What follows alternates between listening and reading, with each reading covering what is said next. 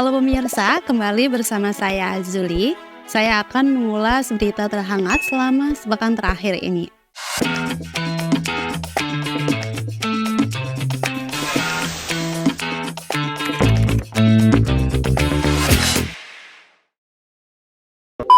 Berita pertama, integritas KPK kini dinilai semakin menurun.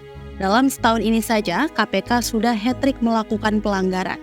Pada Rabu 17 Januari 2024 lalu, Dewan Pengawas KPK mulai mengadili 93 orang pegawai KPK yang diduga terlibat skandal pungutan liar di rumah tahanan KPK.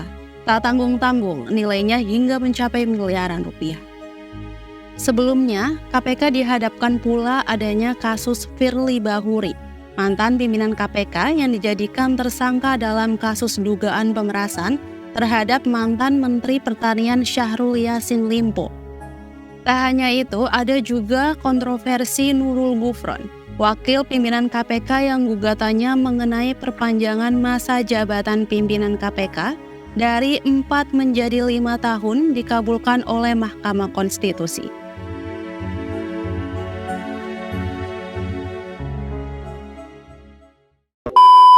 Kita beralih ke berita selanjutnya. PJ Gubernur DKI Jakarta Heru Budi bikin heboh lagi. Kali ini stiker bergambar dirinya ditempel di beberapa tempat umum di Jakarta.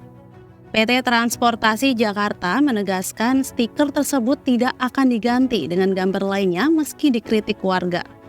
Hal ini dinilai tidak melanggar aturan dan wajar saja jika ada kepala daerah mengajak masyarakat untuk menjaga keamanan pemilu. Namun, beberapa pengamat justru menilai sebaliknya. Stiker tersebut terindikasi sebagai bentuk kampanye Pilkada DKI Jakarta secara terselubung. Sementara itu, Wakil Ketua DPRD DKI Jakarta mengimbau agar gambar wajah Heru Budi diganti dengan yang lebih netral, karena di masa kampanye semuanya jadi serba sensitif.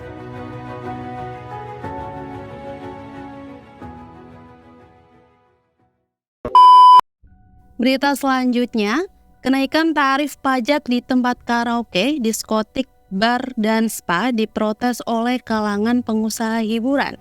Mereka beralasan kenaikan tersebut memberatkan bisnis mereka hingga dikhawatirkan berdampak buruk bagi sektor pariwisata. Akan tetapi, Kementerian Keuangan menyanggah kekhawatiran soal dampak pariwisata tersebut. Karena tarif pajak yang dinaikkan hanya berlaku pada jasa hiburan mewah yang dinikmati kalangan masyarakat tertentu. Di dalam Undang-Undang Nomor 1 Tahun 2002 tentang hubungan keuangan antara pemerintah pusat dan pemerintah daerah, pemerintah mengatur tarif pajak untuk kelima jasa hiburan tersebut sebesar 40% hingga 75%. Kenaikan tarif pajak itu juga sempat menjadi sorotan setelah artis sekaligus pengusaha karaoke Inul Daratista memprotes kenaikan tersebut.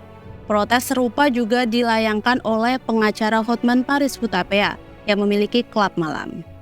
Informasi terbaru, Menko Marves Luhut Binsar Panjaitan melalui Instagramnya mengumumkan untuk menunda penerapan pajak hiburan menunggu hasil judicial review dari MK.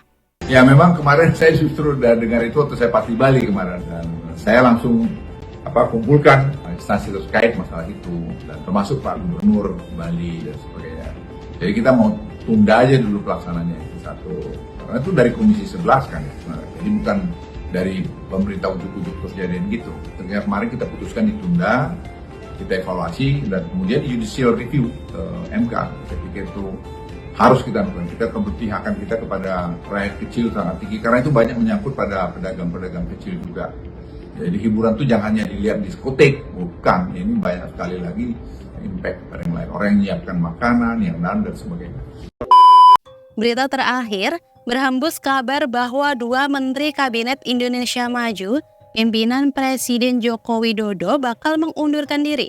2 menteri tersebut yakni Menteri Keuangan Sri Mulyani serta Menteri Pekerjaan Umum dan Perumahan Rakyat Basuki Hadi Mulyono. Namun desas-desus ini segera dibantah oleh pihak Istana Kepresidenan. Istana mengeklaim jajaran menteri tetap solid membantu kepala negara. Isu ini bermula dari ekonom senior Faisal Basri yang menyerukan agar para menteri mundur dari kabinet. Seruan ini menyusul ungkapan kekecewaan terhadap pemerintah Jokowi yang dianggap tidak netral pada pemilihan presiden 2024.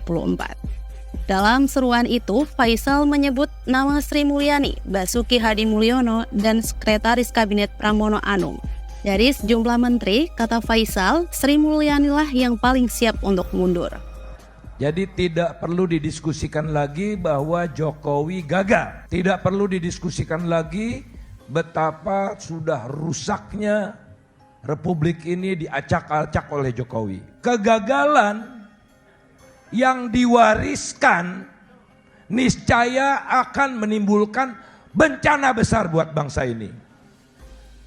Oleh karena itu kita harus hentikan mewariskan kegagalan itu. Demikian rangkuman berita terhangat selama sepekan terakhir. Jangan lupa untuk klik dan subscribe Kacamata Channel untuk informasi update lainnya. Terima kasih atas perhatian dan sampai jumpa.